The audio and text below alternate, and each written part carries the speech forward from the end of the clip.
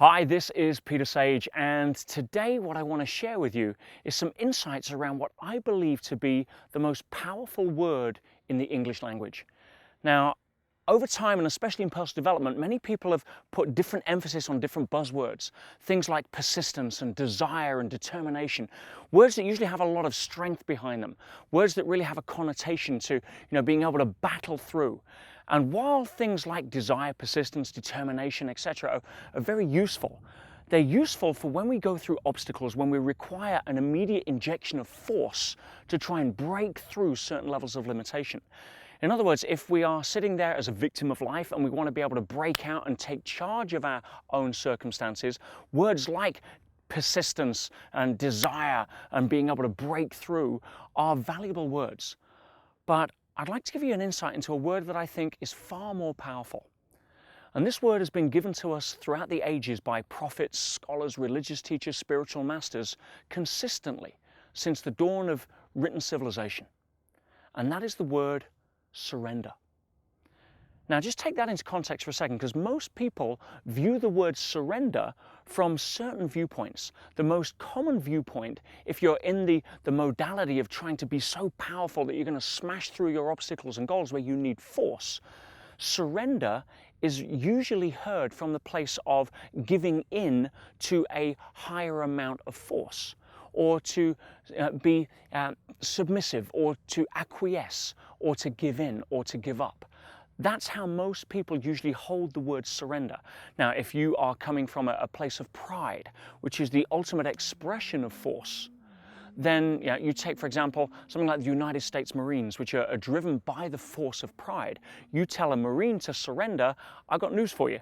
You're not going to have any association to the word being more powerful than, stand down. So, from that perspective, it has a very low level of limitation. Whereas if we go and look a little deeper, the word surrender is inherent into letting go of resistance.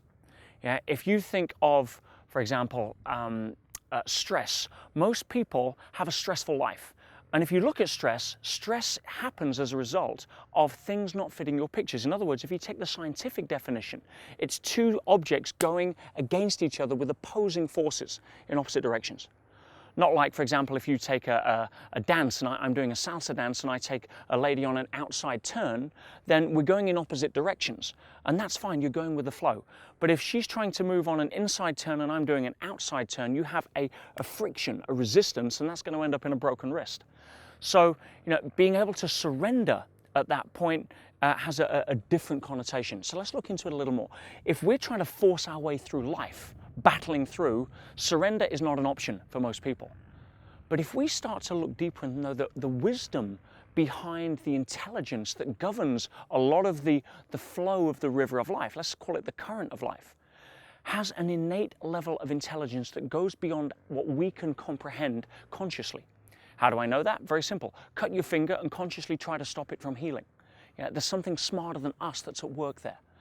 Whereas, if we were to surrender to the wisdom of the current of the river, if we were to surrender to that level of intelligence, then what generally happens is that a solution to our problems will present itself.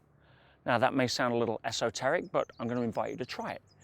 What if you were to be able to surrender at an even deeper level? If you set your goals, and rather than have persistence and drive and determination, you were going to surrender to the inevitability of it happening, that would be a completely different context. So one of the challenges that many people have with the word surrender is that if you're driving through life and you're trying to punch your way through, then surrender means giving up. But if you understand that the river of our life continually winds, the challenge is that most people think that the fastest way to get to their goals is in a straight line. And the reason for that is we're taught through school that the left brain is dominant, and that thinks in logic, it thinks in a linear progression. So therefore, the fastest way from A to B for the left brain is a straight line. But that's never the most efficient, it's never the fastest way. Life doesn't work in straight lines. If you see any straight lines in nature, they're usually man-made. So, what does that mean? That means if you want to test that, easy. Go out of your front door and try to go in a straight line to your office or your gym or your local supermarket. Yeah, it may be the fastest way on a map, but we all know that that's not the most efficient. And the fastest, most efficient way is to go to the end of the street, turn left, join the freeway, head south, come onto the intersection, go north towards the office.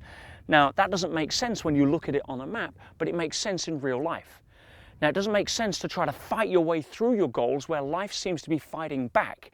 So, if you want to flow with the wisdom of the current, know that if life takes a left turn, which it has to, you look at any river from the air, and regardless of the topography, regardless of where you are on the planet, they all follow the same pattern. They wind. Just like the roads around me in the background here, they all wind in a different pattern. So if you have a goal in mind, and you've gone through persistence, you've gone through determination, and it's still struggling, try surrendering to the inevitability of it happening by flowing with the wisdom of the current. And if you do that, and you tap into that innate level of wisdom that has been passed down through the ages, you'll start to see surrender as alignment with the current rather than resisting it. And that is what I believe most of the spiritual masters were trying to teach us when it came to understanding the most powerful word in the English language.